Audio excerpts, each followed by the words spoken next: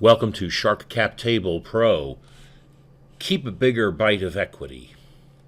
We're going to talk about this dashboard. We have a lot of buttons and they do a lot of different things. The first button up here in the upper left is the unfreeze button. You can see there's a little line right here. When you press that, it goes away. That means you can scroll like this and also see your line and column headings. I prefer to keep it frozen so that you can utilize the navigation capabilities of the dashboard. The next button is the aligned button. I'm not going to press it now and waste time, but what it does is it resizes these buttons and all the buttons on this particular sheet. There's another one like this on another sheet called print valuation. It does the same thing. And Excel has a little bug in it in that it changes the size of the buttons between larger and smaller dot pitch on monitors and the flat panel displays. So that solves the problem.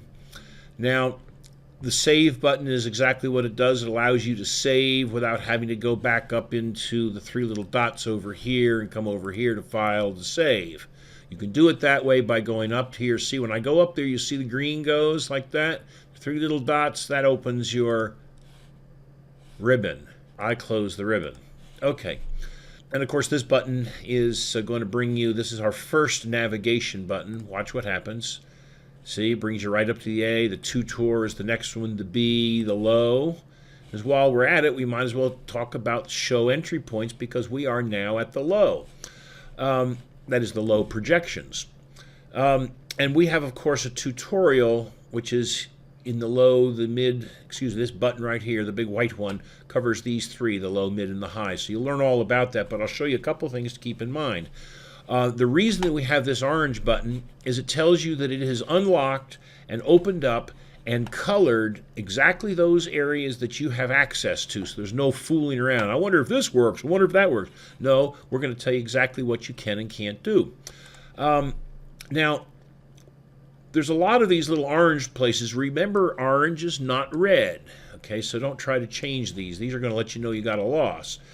Now, one of the important things is that every line that has a beginning balance has a second line to it. And this is very flexible. This, for example, this drop down will take 20% of sales and create your accounts receivable. And then if you want to adjust those up or down, put a positive or a negative number above it, and these numbers will feed into directly the line below it. Now, we've got, of course, three of these. So there's the mid, and presto, there's the high. So we'll come back to low. It becomes very easy to navigate. There should also be some help underneath most of these. Well, what happened to our help? Oh, yeah, I'm sorry. The help is over here. Very good, Brucey. So there's our help, see? Colored line, and you can just go across it with the arrow key if you want to and get a whole idea what's going on with each one of those buttons. I'm going to move this again back over to the side because it obstructs the view. So the next thing we can go to is section 2. Now, all of these are detailed. Section 3, 4, 5, and so forth. 6 is a very important one. I've added a new button, and notice what happens when we connect with a button. It turns yellow. Now, we keep the ones over here green, but they also generate a yellow background when they're connected. The green really aren't used by you. They'll be used by me, but I left them open so you can see what they look like. Let's go to section 6. Now, this is where the real rubber meets the road. This is where you're actually going to structure up to 7 years with 3 different types of securities. Don't get freaked out by this. It's not an easy thing to be a perfect, smart deal maker. This is the tool that's going to do it. And if you're patient, you'll understand it. Now, one of the things that I've done is I've created an option pool, and you have to expense your options under the new rules. And there is a button here called Option, and it'll bring you right to the options, the 6B. And the option has a video with it, but notice that there's a lot going on here. So be sure you check out that video. From time to time, you may see a slight variation of the ribbon up here because I made a series of videos earlier that didn't take into account some of the things that I put in here. So give me a little bit of license. And remember that the one that you got here is the latest and the greatest. So let me just go back in. I'm going to go back here to the low. And I want to come back here to this print. This prepares you for cutting and pasting and printing. Now you see it just suddenly changed all the orange to black. In certain instances, it's actually hidden things like depreciation and amortization. And if you want to cut and paste, this is what you do. Notice that there's some little red, like little L's. Well, this is like a little cut place. Come directly beneath where they are here, and notice you'll see it comes straight across as a full width column. It's been merged, and I just click in there and slide down and carefully come down. The next time you see one of those lines, it'll be right there, and I got to get it up there for you. Okay, see, I've moved the screen. You can see it come right down there.